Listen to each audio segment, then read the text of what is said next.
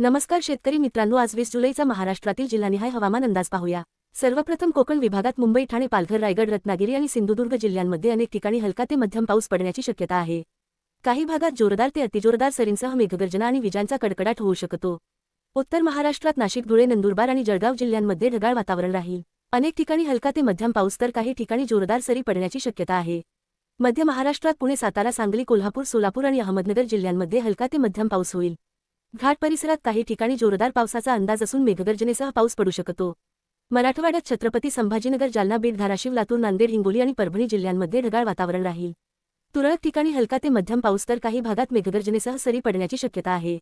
विदर्भात नागपूर, वर्धा, अमरावती, अकोला, बुलढाणा, यवतमाळ, वाशिम, भंडारा, गोंदिया, चंद्रपूर आणि गडचिरोली जिल्ह्यांमध्ये हलका ते मध्यम पाऊस पडण्याची शक्यता आहे।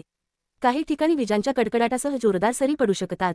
अशाच अचूक हवामान अपडेटसाठी व्हिडिओला लाईक करा आणि आपली शेतीला फॉलो सबस्क्राईब करायला विसरू नका।